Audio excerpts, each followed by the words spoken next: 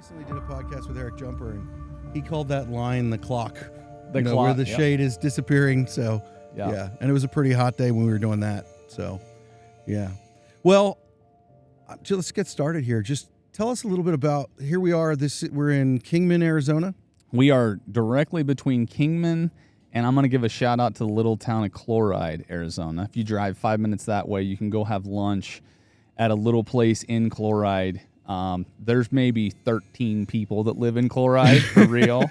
Sounds like my kind of town. Yeah, so, we're directly between Kingman and Chloride, at the base of the foothills of what's to be America's, newest copper mine to come back online.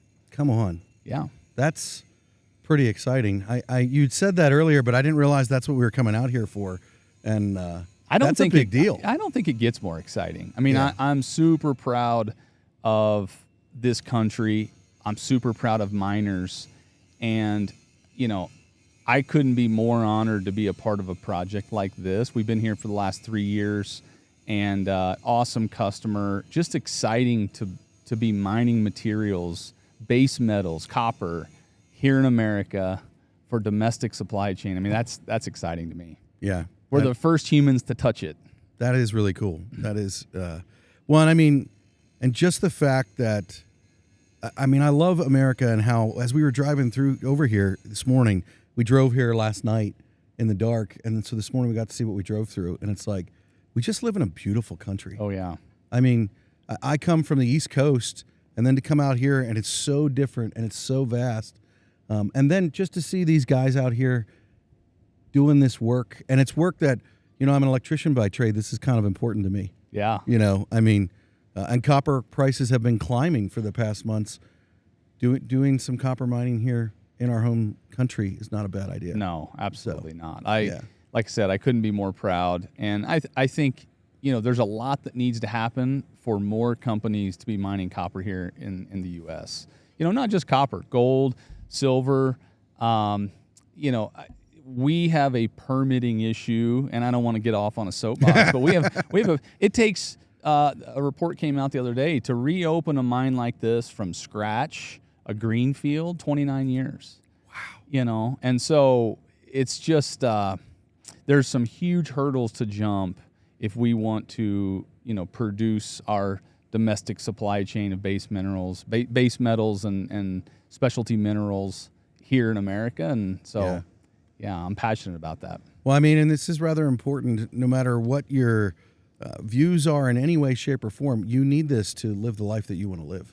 Oh, absolutely. Whether you drive a F-350 or a Prius, I was going to say a Tesla. A Tesla. Hey, even better.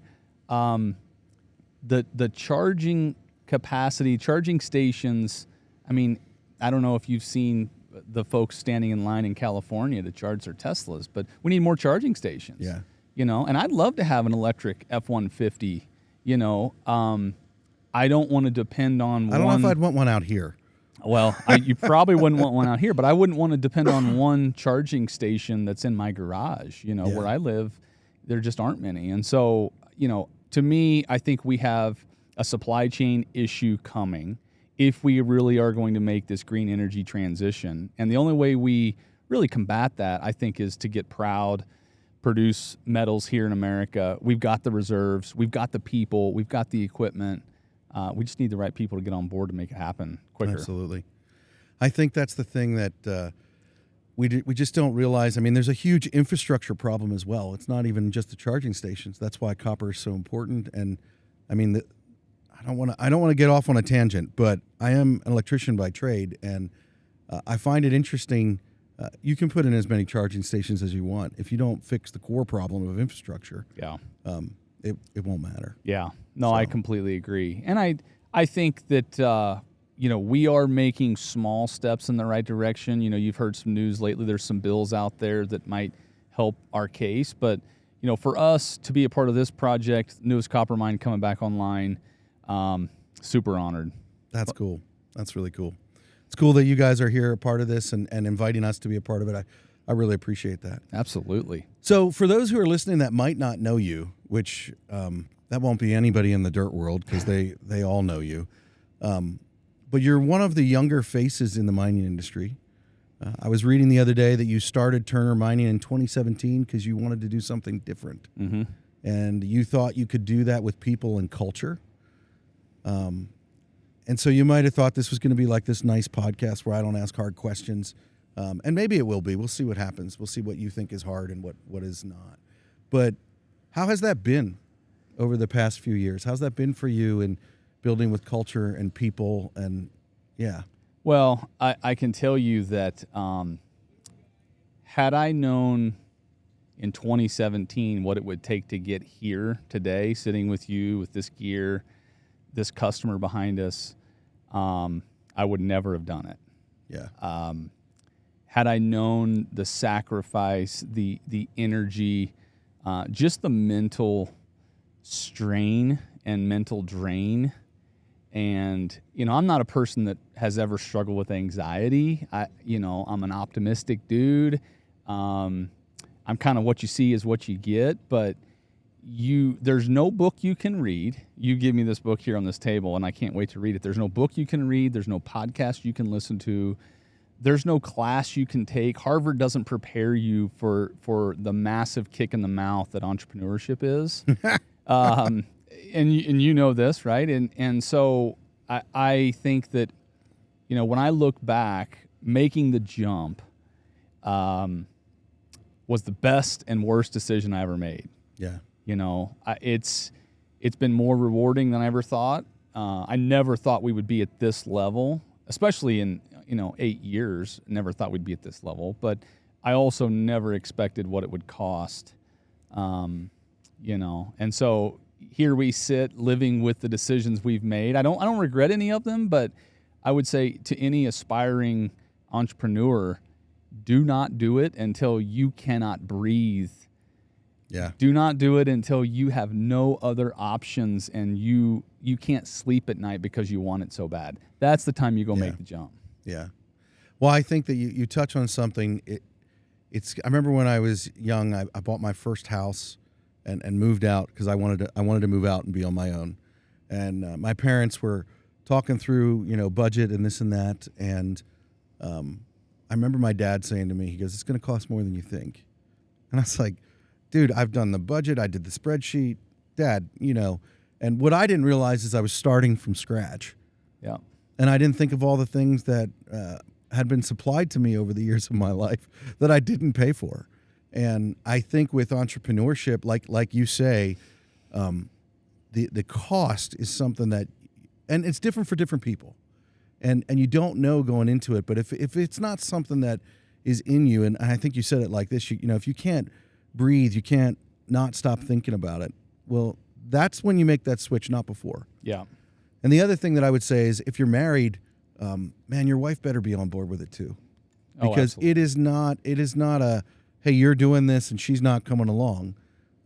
It's a sacrifice. Yeah. It truly is. And I think that's pretty important to recognize. So, well, I've got the greatest wife on the planet. When I started this, so I worked for my uncle, successful family business. He's a dirt mover, been a dirt mover his whole life. And, he's the guy that got me into this career. And when I came home one day, she had known I was, I think I had this deep itch that I wanted to scratch in entrepreneurship. And it really wasn't even dirt moving. I had several other ideas. All of them would have been massive failures, like a pizza restaurant and some other things I'm too embarrassed to talk about. But when I came home and told her, hey, I really want to go do something, she didn't question it. She didn't say, well, have you considered this? She said, I support you in whatever you're doing. I trust you with my life. Wow. We had a 1-year-old, 1.5-year-old little boy at the time, and just had a newborn and newborn little girl. And she's like, we're all in. And it's never been anything different. The trips that I've had to make, the late nights at the office, the stress, she never throws it in my face that, well, this is the decision you made. You should be, So I don't know how anyone that's an entrepreneur, to me, there's two key variables. If you don't have both, I pray for you that you can somehow figure out how to be successful. The first one, to me, is my foundation in the Lord, If Come I on. did not have that, I was speaking at a YPO thing here recently. I said, man, I've tried drinking, I've tried praying, I've tried, I've done it all, right? I've hired my best friends. If you do not have a foundation in the Lord, or if you don't know the Lord, and again, I don't want to get preachy. This is your podcast. You probably didn't expect me to say that. I don't mind you talking about the Lord. You will be so empty for so long. Doesn't matter how much you achieve or all the big equipment if you don't have that foundation. The second thing is my wife. Yeah. If you don't have a life partner, or a business partner, maybe you're too young to be married or haven't found the right person. If you don't have a partner that you can lean on the bad days, my bad days, I call them sell days. It's like, hey, am I selling the company today? I come home, pour a glass of wine. I'm like, why, my wife's name's Shelby. I'm like, am I selling this today? Because I am so fed up with it. And then she will talk me off the ledge. My business partner, Gant, he does the same thing. And so you just have to, in my opinion, the only reason I'm sitting here halfway successful with all this cool yellow gear is those two variables. It's funny that you say that because I agree 100%. I'm very blessed I don't know how, my business partner and I often talk about, you bid a job in our world and you get a construction schedule and you don't really have that all figured out when you bid the job. And so then it's like, hey, we have to get it done in this amount of time. And I was like, I don't know how you don't do that with a little bit of faith, because there needs to be some miraculous working out of how things fall together for that to happen. And obviously you got to plan all that stuff. But then also my wife, there were times where for years when I started the business and even still, and she still says the same thing. She said, well, what did you feel like you were supposed to do? What's the last thing that you felt like you were called to do? And if that's what you feel like the Lord told you to do, then do that. Because I would come home and be like, so I want to go work at Home Depot. I was like, I just want to go get a paycheck, work at Home Depot, and life would be easy. Oh my goodness. Except I don't know that's what I'm called to. Yeah.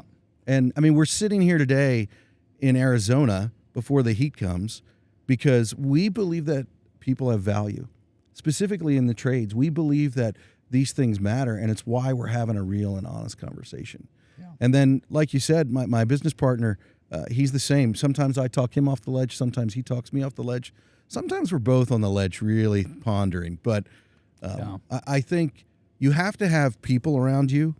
And for me, without faith, I couldn't do it. Yeah. Yeah. Well, sure. I mean, I can tell you there's been a hand in this, a divine intervention, call it whatever you want if you're not spiritual. Yeah. There has been something going on this whole time in this organization that's not me. Yeah. Right? I'm a very normal guy. I'm not that intelligent. I don't even really know that much about mining. I know enough to be dangerous, right? I'm not an equipment expert. And so what value am I really bringing to the organization? To me, it's putting the right people around me. And fortunately I made the decision to marry my wife, hands down the best decision I ever made, because I think who you do life with is the single most important decision you can make. Agreed. But then after that, who I bring into the business, and my business partner, starting with Gant, he has talked me off the ledge so many days, on days where, especially in the early days, where you barely make payroll and you don't know if you're going to have an organization. Having someone that can talk you off the ledge is super important, because it's lonely. Being an entrepreneur, being a business owner is lonely. And people don't talk about it enough. And so, having that person in my life, and then from there, building out our leadership team and our management team. There was a phase, we've had kind of 3 phases of our company over 8 years. And you can read any business book and they will spell it out, and it's followed to a T. I'm reading Scaling Up right now. If you haven't read the book, it's a good book. It's a phenomenal book. Yeah. And, I would have thought you already read that based on what I see. I read it years ago, but it didn't resonate like it is now. Yeah. Now, after living through some phases, phase 1, I hired all my best friends to come into the company, right? Yeah. These were the best dirt movers I knew, the guys that I had lived with in the past life and done work with. And so you hire them into the business. And it works for a while, right? You run fast and you break things. And then you phase away from that, right? You try to stand up a new management team, some of those old guys don't like some of the rules and process that you want to build.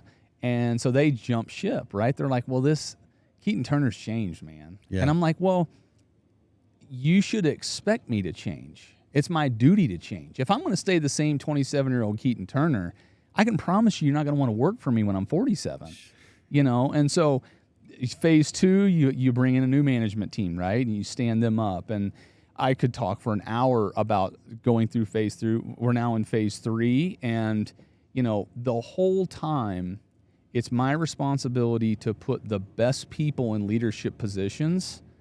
And if I fail at that, there's this saying, so goes leadership, so goes the company, right? Yeah.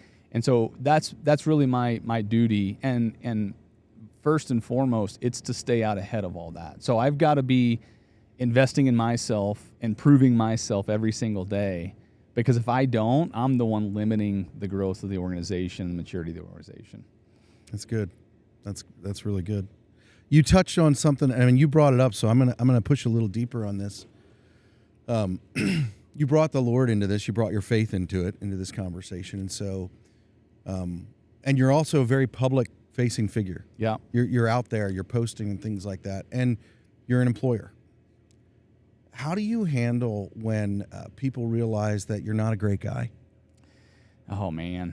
Do you know what I mean? Like you believe a certain thing, and it says that this is how you're supposed to live your life. And how do you handle the fact that you don't always do that? Well, so I would tell you first and foremost, I'm not a good Christian, right? I'm not a great friend a lot of days. I'm not a great friend a lot of days. I'm not a great boss a lot of days.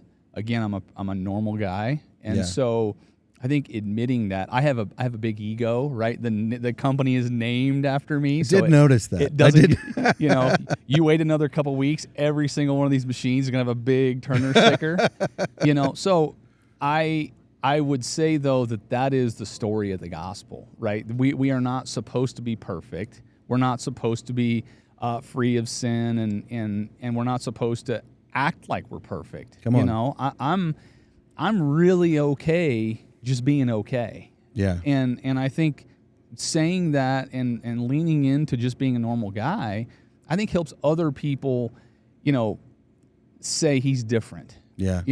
There's a guy on my heart. I was driving here this morning up at 3:30 to get out here early before the sun comes up, and there's a guy that he's not a believer in the organization. And I'm not preaching the organization, right? I don't want to I didn't find the Lord until I was 18, almost 19 years old, and I grew up going to church every Sunday. Wow. And so I've got to figure out how my actions, my thoughts, my words draw people to the Lord, not push people away from me and push people away from the Lord. And there's a lot of days, I mean, if you took a sample, there's a lot of days where I would push people away more than I draw them to. And then there's days where I feel like I'm firing on all cylinders and I'm a good example of a Christian. But, I tell my friend group all the time, I'm trying to be a good Christian today. Yeah. And it's just can I do it again tomorrow? Can I do it again the next day? And, when you have your bad days, I'll go jump in my truck and just drive around and stop and reflect what really matters, what's important, why am I going through this? Well, it's probably because I'm, not speaking to the Lord, not feeling connected to the Lord. And so, again, not to get too preachy, this is what works for me. And I think no matter what you build in your life, whether it's wealth or an awesome organization or, a great little family, humans are always going to be left wanting more. Yeah. Yeah. I'm already thinking about the next fleet that's bigger than this one, know? And so to me, we're always going to be wanting more. The only way you ever satisfy that desire is the Lord. Yeah, I agree. So that segues really well into, actually, I don't know if it segues really well. I just said that. But I want to ask you a question, softball. But what is something that Keaton Turner, I'm just cracking up at your ego statement, Turner Mining Group is going to be stuck all over these things in the background. It's a shame that it's not, because it really dings my ego when when the stickers aren't on there. What is a piece of gear or a tool that you just can't live without? So when I was younger, kind of growing up, always been redneck, right? I drove a camo truck to school. I had a camo truck, had a lifted Ford Bronco on Super Swampers. Where did you grow up? Like New York City? In Bloomington, Indiana. And Okay. it's not even that country of a place. 10 minutes in either direction, you get pretty country. But, growing up, I was always in the woods, grew up hunting and fishing. And so I'd always carry a pocket knife. When I started traveling for work, I stopped carrying a pocket knife because I was always fearful I'd walk into TSA and they'd confiscate it. And I like nice things. Yeah. Nice watches, nice knives. So I didn't want them to confiscate one of my knives. So, I would say used to in a past life, it was a pocket knife. There's a picture floating around the internet of me in college in the dorms cutting a steak with my Kershaw pocket knife, wearing a camo hat, looking like a complete Delbert. But I would say nowadays, really there's kind of two things, and I'm gonna bring this out and show it to you. I keep my money in a binder clip. Okay, so That's I don't like what we have in our office supply closet. That's exactly what it is. That one's got all the paint rubbed off. I've got pride that I think I've had this one. So wait, you're wearing a nice luxury watch and you keep your money. It's priorities, right? It's priorities. So I would say there's two things I really care about carrying every single day on me: a nice watch and my phone. And I'm not proud of the phone thing, right? Yeah. But it's the single most revolutionary piece of technology in my lifetime. And I would be insane not to have the nicest camera in my pocket, access to any human on earth I want in my pocket. Yeah. Getting pictures from my little kids at home in my pocket. So those are my two things. It's probably the best way. Other people have said their phone, but you've probably answered that the best. You described it the best I think I've ever heard it described. And if you said, hey, you can take your phone today or you can take your pen, I don't know. It's a toss-up. It depends on if it's a sell day. You probably would take your watch instead of your phone. Exactly. Well, you get trapped somewhere, and we're not in a third world country, but you get trapped somewhere, don't have your keys. I can always trade a watch and get home, right? Yeah. If I'm really in a bad spot, it tells time, that's great, but I can always trade it and figure out a way to get home. Yeah, that's one of the reasons that they say that they issued them to guys in the CIA and special forces is so that they could use it to get home, which is kind of funny that you say that. Yeah. So here we are. We're at this opening of the copper mine, Turner Mining Group, and all this new equipment here, which is just awesome. For people that are listening that are thinking of, well, how do I get into mining? How do I end up driving one of those trucks? Like, what do they do? Well, so to me, I would say two things. First, it wasn't that long ago that I was the young, dumb kid that knew nothing about any of this stuff. Yeah. It feels like yesterday, right? I started the business, like I said, working for my uncle. I jumped in a haul truck, did that for a couple summers. In the winter times, he'd let me do some estimating in the office. Went to college and got a construction management degree. Thought I wanted to go build vertical buildings. And he convinced me to come work at the family business, which I couldn't be more grateful that I had the opportunity to go do that, because I got to touch and see everything, right? Right. When you're a small family business, nothing's off limits. And so if I were to do it all over and I didn't have the family business thing to kind of fall into, I would say any way you can get your foot in the door, whether that's sweeping the floor, whether that is power washing equipment on the weekends, I would say even doing work for free, right? I've got a young son. He's 9 years old, and so he's starting to do some work, and I pay him an hourly wage. It's below minimum wage, but I pay him an hourly wage. I think people overvalue their time, and especially the younger generations now, they overvalue what an hour of work should be worth. And so to me, a kid coming out here, coming up to this gate and asking David Lawrence, hey, what can I do? I know nothing, but I will shine the wheels up for $5 an hour. Yeah. You know, the problem you have, though, is that adds zero value to David Lawrence, right? He couldn't care if the wheels are shined up. They're going to go up the hill and get dirty. So he's not going to pay you minimum wage or $20 an hour to do that. Right. But if you're up here almost volunteering your time, you're going to get more experience than that $5 an hour is worth. Yeah. You know, there are jobs that I would do now and pay to do the job. Yeah. You know, there's this concept, I think it's Jay-Z. He does this kind of raffle where he can give you $500,000 or you can go eat dinner with him. And it's a 3 or 4 hour dinner, and he gives you all this business advice. Almost every single person, and I don't know how far back this goes, so don't fact check me, has taken the dinner. Wow.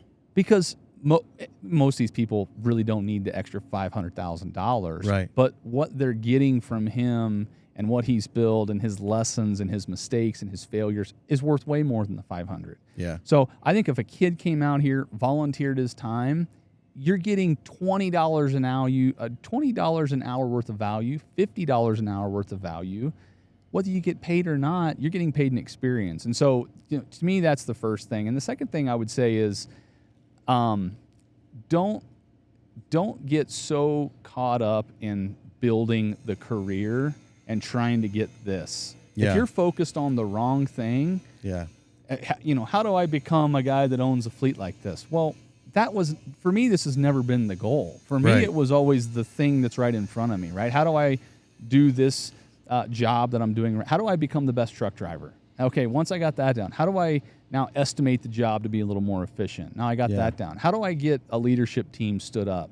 Now I got that down. It was never, how do I get a Komatsu fleet or a cat fleet? And so, you know, to me, I think staying super focused on what you're doing, I use this term aggressive patience.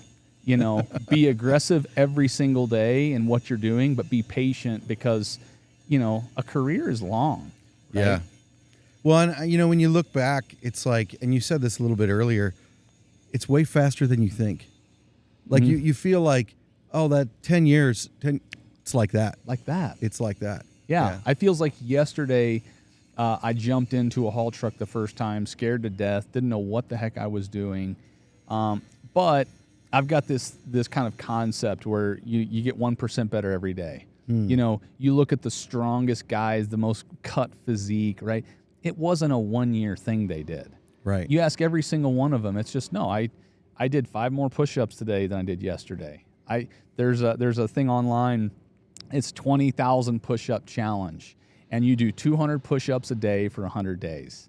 And you can watch the transformation of this guy. I think he was on TikTok or Instagram. He started, and he couldn't even do 10 push-ups day one. Couldn't do 10. And by the end of 100 days, he was doing 200 every single day.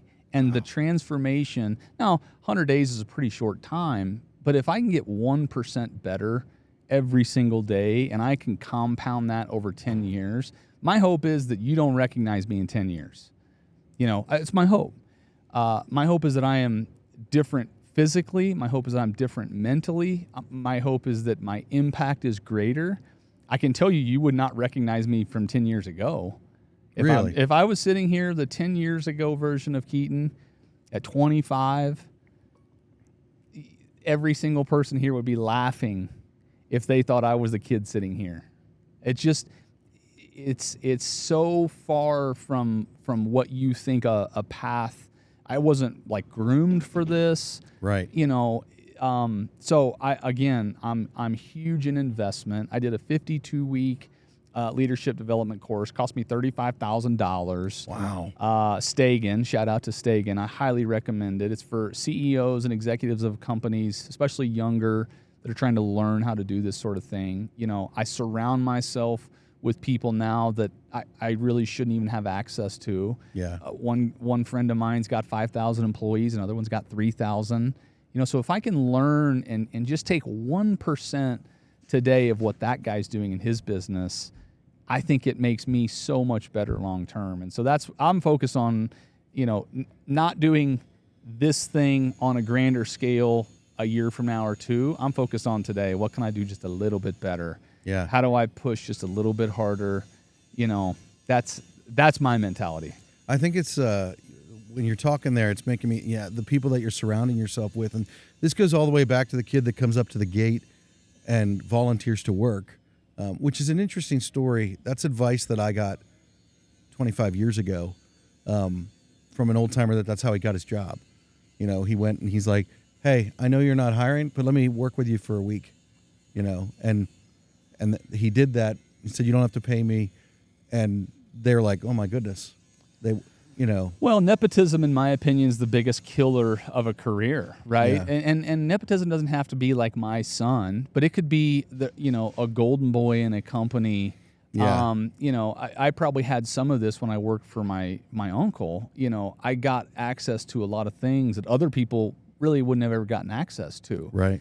But when you're given a chance and when you get a shot, you got to take it and you got to make the most of it. And so some ways a kid's only ever going to get a shot is by doing the first job for free. Yeah. I live by this strategy. Man, I'm going to tell too much. I'm going to tell too much, but I'm just going to say it anyway. When we worked for this customer for 3 years.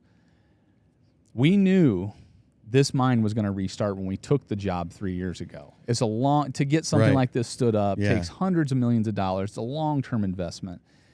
I told the customer, one of the key decision makers sitting in our office in Salt Lake, I told him, I will do this job for free. I swear to you, there was another guy in my company. He's still with us, Paul. When he heard that, he's chief commercial officer. When he heard that, his stomach turned. He's like, we don't do that. Yeah. I will do this one for free because I know how much it will impact our company long term. Yeah. I know how much value we will get. I know how much learning we can apply.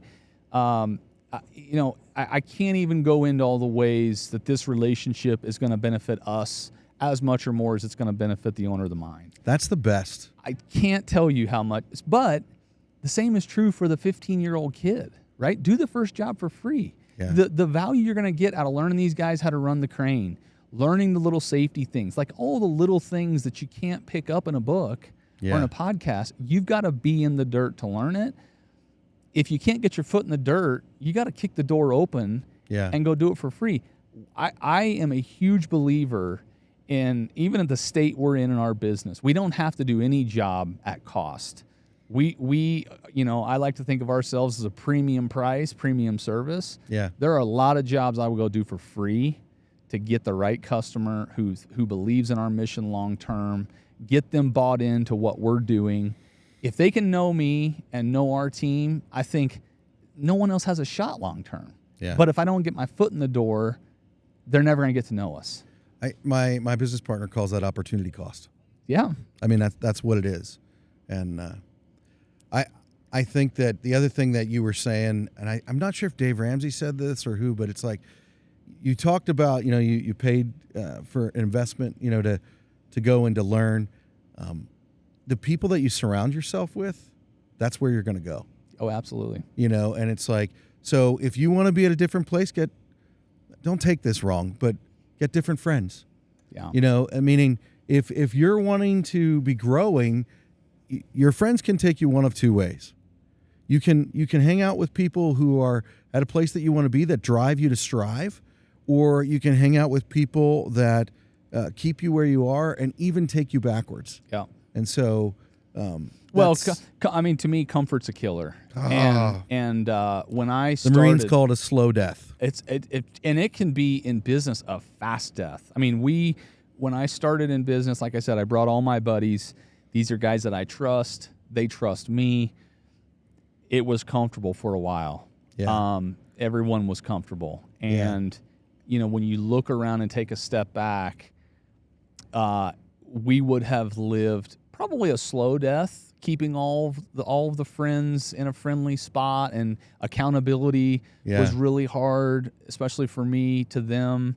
And so, for me, I want to put myself and our organization in challenging environments. We should be challenging ourselves to grow. I drew this this graph on the whiteboard in our staff meeting at the end of the year last year, and it was showing the company is going to continue to grow kind of in an exponential fashion. But if you personally aren't doing the same, what's going to happen is your growth is kind of flatline and maybe up a couple percent a year. Right. If the company's growing 50% and you're growing 5% personally, the company's outgrowing you. If you're a leader in a department and you're not keeping up with the demands of the organization, I've got two options. And this is just me being frank. I can either hire your boss, who is meeting us up higher on that graph, Right.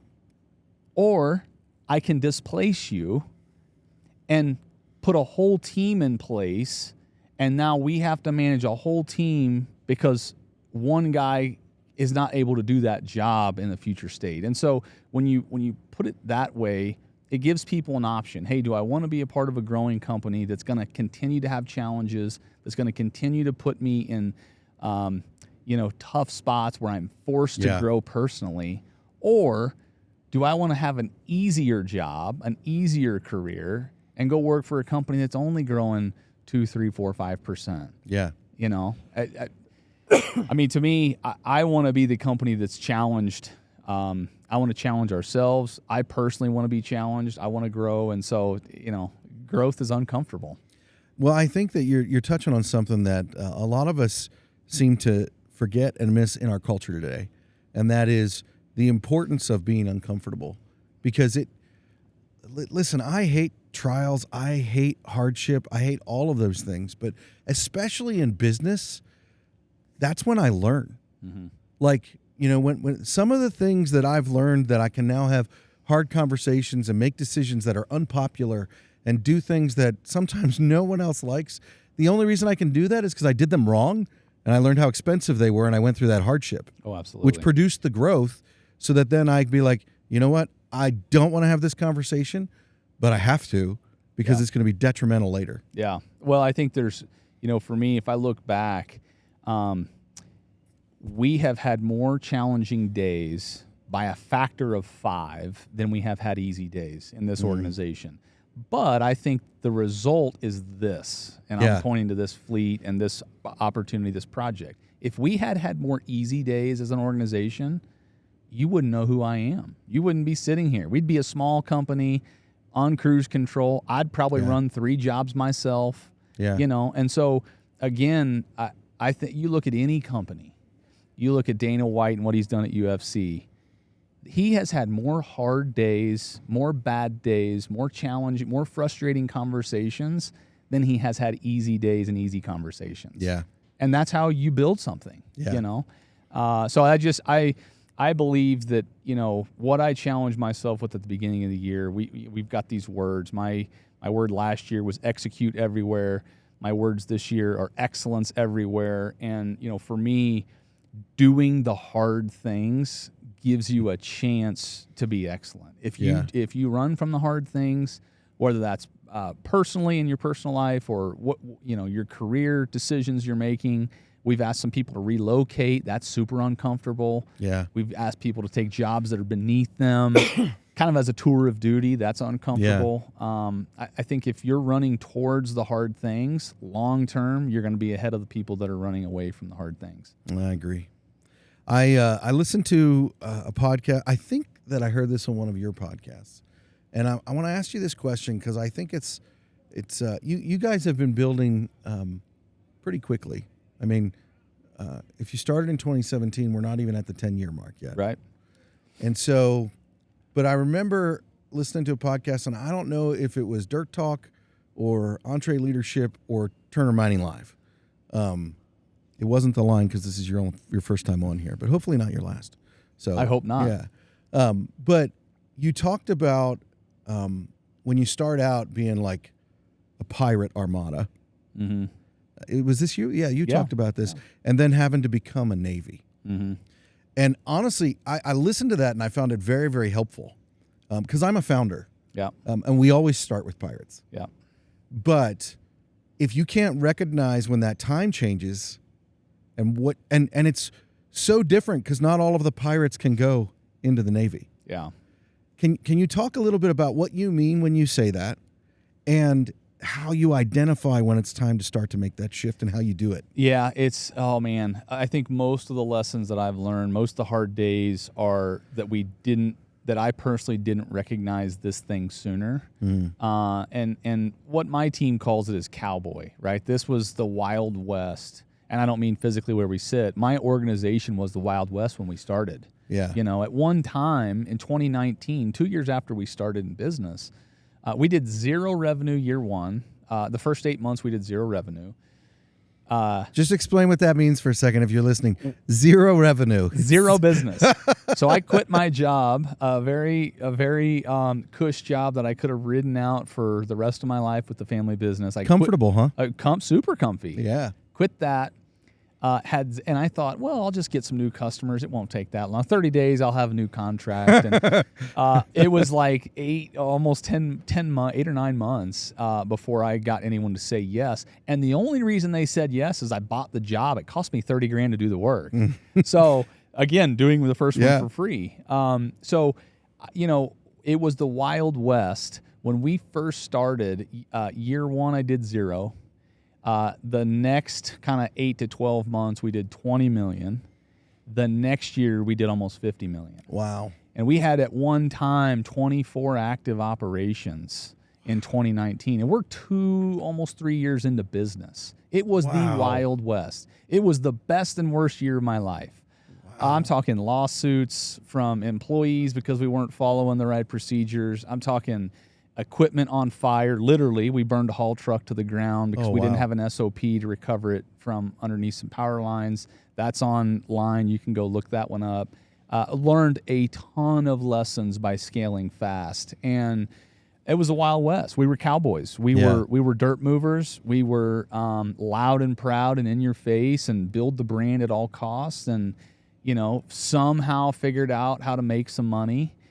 And then from there, I realized that's not sustainable. We can't be pirates forever. Otherwise, we're going to have a really short life, right? Yeah. Like you think about what's going on in Chicago. You can be a gangbanger and have fun for a few years, but ultimately it ends in jail or death. Yeah. And for us, the rate that we were running as a business, it was going to end up in death, right? Right. And so what we had to learn was discipline. We had to learn how to say no to some of our own people. We've had to learn how to say no to some customers and no to opportunities. We really had to slow down and get really good at what the military is good at, and that's every dollar has a place. Every operation has a standard operating procedure. We have rules. We have guidelines. We have an organizational structure that promotes accountability. Yeah. And so it really quickly went from the Wild West, where we were cowboys shooting from the hips, to now we make data-driven decisions. And we're not perfect at it. We still have a long way to go. But, I think you've got to be very in tune with what you want to build long-term, because it takes a lot of reps and a lot of years to build that. Yeah. And I want to be a company, especially here in the opportunity that we have in America, I want to be a company that is mining and running an organization via data. I don't want our emotions to get in the way. I don't want my ego to get in the way. I want the data to win. And, sometimes data can lie to you, and you still got to use some emotional intelligence and some practicality and some common sense. I think currently we're in a phase where we are relying too heavily on the data, and we're losing some of that entrepreneurial spirit. I'll sit in meetings, the team, these are all really smart people, will say, hey, here's what the data says. And sometimes we need to back up and say, okay, but what does common sense tell us? What's practical? Like, this is the decision you want to make that's going to affect the whole organization. How do you think that's going to be received by a guy in the dirt who doesn't have any clue what we're trying to build towards? And so, really, you've got to have people in your organization that can be translators. They need to be able to take what the executives want and translate that and distill that down into understandable language for the rest of the organization. That's been a huge lesson I've learned. Do you think that's something that you've learned because you went from being a guy in a haul truck to being one of the executives? No, I think I learned it. Part of it's that. I think I learned it by making swift changes and people not understanding the reason why and the context behind the decision, and they quit. There was one day, I swear to you, it's a true story. This was phase 2 of the organization. My old buddies are gone, new regime in place. These guys are legit. They came from multi-billion-dollar businesses. So I thought, well, they must know what they're doing. They must know how to really help us scale this organization. Within 2 months, we had lost 40 people.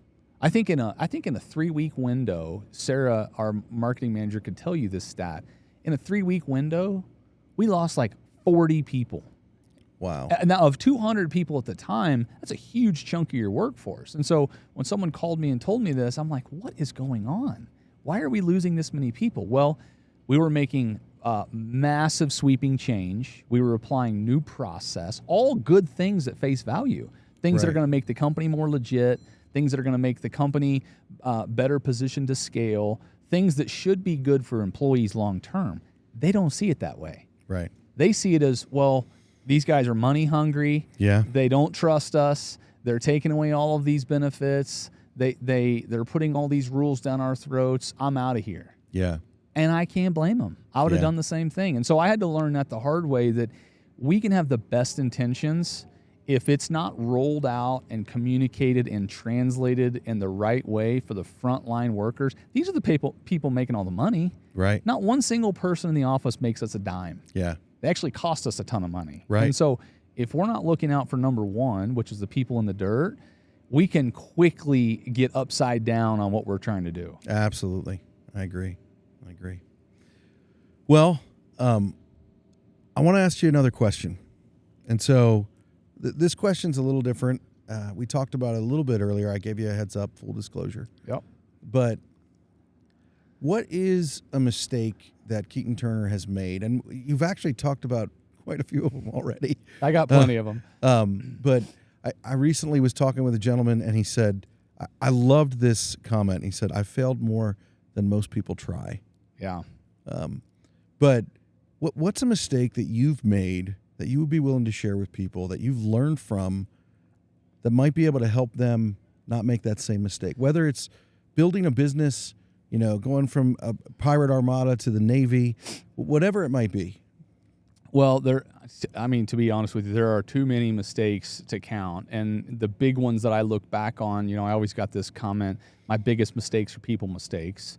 When those ones hurt. Oh, it's terrible to live through, especially when you are, I'm emotionally attached to a lot of these people, right, wrong, or indifferent. I've had to let go a couple guys on our leadership team this year that were just solid dudes. They were great humans, just didn't fit what we were doing long term. And so those really kill me. Yeah. So I always say my biggest mistakes are people mistakes. But if I really look back on kind of my career, so starting at 16, 17, 18 years old till now, I think the biggest mistake I've made, and this is going to sound cheesy, but this is just true. This is how I think. I did not dream or think big enough. Okay. Whoa. I really didn't. You got to drill down on that. You got to context, Keaton. Context. So when I look back, I got to wonder what we would be doing if I knew this was possible 8 years ago. I didn't really think this was possible for our company to achieve, let alone do this in 8 years, right? I worked for my uncle for, about 10 years. Yeah. And we went from a small family company, 40, 50 people, to a couple hundred people. We bought some fleets of equipment. We did some cool projects. We didn't do anything on this scale. And that's no knock to them. That's just how hard it is to build a business. Yeah. It's insane. Yeah. To just make payroll every week in a capital intensive business like this. And so when I think back to 8 years ago starting this company, I just wonder what I would be doing now had I known this was possible and dreamed a little bigger than this. And so what it's done is challenge me to think differently for the next 8 to 10 years. And knowing all the mistakes, knowing the investments and the cost that it takes to get here, I know it's only going to be a bigger cost. The mistakes are only going to get bigger long term to get us to the next level. But to me, that's it. I mean, all these little mistakes, right? Hiring your friends and firing them, scaling up an office that you're not ready for, bidding a job that you should have never taken. I could give you a million examples of a million mistakes, right? not really knowing your true cost when you go do work, whether it's your product, your service, whatever. There's a ton of mistakes. But when I really drill down, I think if you don't fully understand what you personally are capable of, all the rest of those mistakes are just little details along the way. You know, and I'm 35. I hope to do something special long term. Holy crap. You're 35. I know I look older now with gray. I always used to pray for gray hair because it cost me a contract one time. They said I looked too young. And so, you know. That's why I grew a beard when I started. Yeah, I looked too young. And so, but I mean, to me, knowing what I am capable of and dreaming a little bigger and believing that it's not only my opportunity, it's my duty. Yeah. Like, I believe God has put me in a position with the limited talents that I have and whatever personality I have to do something. And I don't want to get to the end of my life. There's this concept that Ed Milet talks about when he gets to the pearly gates, right? He's walking up, the light's bright, Jesus is standing there, and there's this other guy next to Jesus, and he's like, hey, you know, that guy looks familiar. And he walks a little closer, and he gets all the way up there, and it's Ed Milet. It's the version of himself that he could have been. It's the optimal version. It's the most physically fit. It's the most spiritually connected. It's the most mentally capable. Like, it's the guy that the Lord designed you to be. I don't want to get to the end being the normal. I want to get to as close to that version as I can. Yeah. And so, you know, to me, dreaming big, thinking big, knowing that this is possible, whether it all, you know, goes my way or it fails and I got to rebuild, like, I just think that long term, I've got to dream and think a lot bigger. Yeah. That's good. Well, and with everything that you're talking about there, what are you talk about the failures, you talk about those things. How do you get through those? Like, you actually went through and listed like 15 different mistakes in your explanation of your mistake that you wanted to share with us. But it's like, so how do you get through letting go of people like that? How do you get through not knowing where your numbers are? How do you get through, like, what is it that you do? Well, you don't do it alone, first and foremost. You cannot do it alone. You can do it for a while alone. Okay. But then you'll realize, man, this is lonely. You'll second guess yourself. You'll get filled with anxiety, and you need someone that can pour into you. Ideally, someone that's already been there and lived through some of that.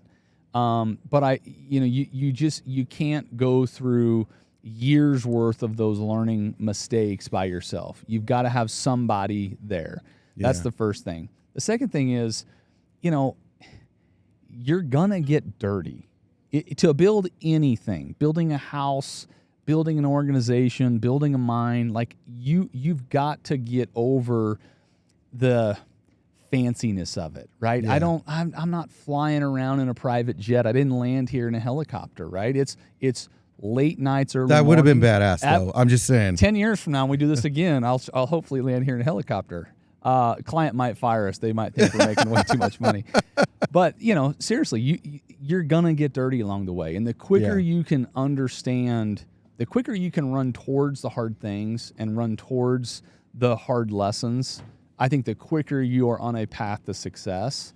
And so, you know, don't do it alone. Yeah. Don't run away from the hard conversations. Don't run away from the expensive lessons. Yeah. You know, run towards them, because I think it only makes you better long term. And, you know, kind of the theme of this whole thing is don't forget your perspective, right? Why did you start? On the worst days where you feel like selling the company or shutting the doors, why did you start this originally? Was it just to put a few dollars in your pocket, buy a nice watch, have a nice house, or was it really to make a difference? Well, if it was to make a difference, then a bad financial month or a bad financial quarter shouldn't derail you. Yeah. You know, what should get you amped up is, okay, I had a bad financial month, or I had a bad quarter, or even a bad year. Am I progressing towards making a difference? Am I progressing towards, you know, fulfilling our mission or living out our values? And if you don't believe in your mission, you're not going to sustain those tough months, those tough quarters. Like, if you don't have any conviction to what you're doing, if it's just a money grab, Yeah. I pray that you get the money while you can and get out, because on the really tough times when the money is not there, it's going to be hard to get motivated to keep going. Yeah. So That's true. keeping an internal perspective, knowing my purpose here on earth is bigger than Lambos, Ferraris, and yachts, really trying to make an impact in people's lives. And by the way, when I've fired some people, they'll throw it in my face. Well, you're supposed to have a heart for people. That's what you guys preach about.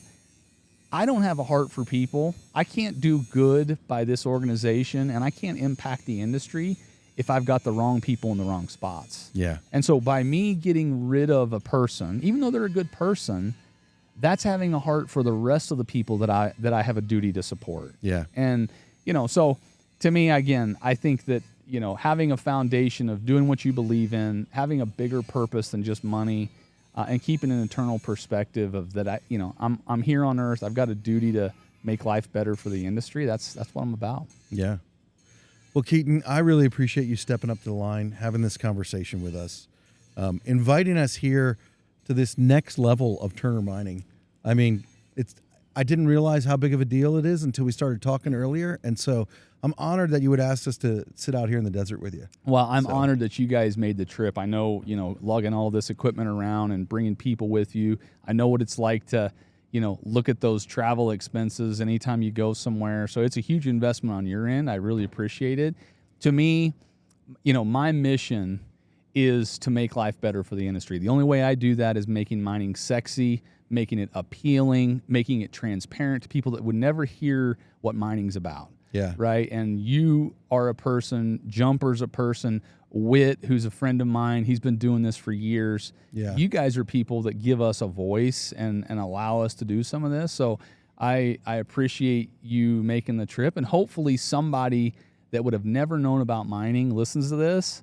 And whether it's their son or daughter that they push towards it, or whether it's them personally, or they've got a friend, we need good people in mining. We need intelligent people in mining. And there is a unbelievable future and endless opportunities in mining here in the U.S. We've just got to get that message out there. Well, I mean, that's what we're here for and why we're having these conversations. And, it's not just mining. The trades in general, there's huge opportunity here. I was just talking with someone the other day, and I feel like, knowing your age now, I don't know if you remember the .com boom. Oh, wow. But it's like, that's what construction and the trades is right now. That's what mining is. That's what all this is. Like, if you're willing to work hard, your opportunity is, like you said earlier, dream bigger. Oh, absolutely. Yeah. I mean, it's there. And I don't want you to push the rest of the trades because I want to steal them all for mining. But I totally agree that, and sometimes the word blue collar, I think, is even used out of context, right? Blue collar, white collar, whatever collar you're wearing. You don't even have to wear a collared shirt. Yeah. You can make six figures as an 18-year-old kid in this industry with no education. Yeah. Now, you got to work a lot. You got to grind your face off. You got to be humble. You got to be eager. You got to be aggressively patient. You got to do all the intangibles. But this industry has so much opportunity, especially for young people, if they just commit to it. I mean, I'm not an anomaly. There are kids. My hope is that there's a kid out there listening to this in a haul truck that's doing this in 10, 15, 20 years. Yeah. That's my hope. I agree 100%. 100%. Well, Keaton, thank you for stepping up to the line. Greatly appreciate it. Enjoyed it. All right.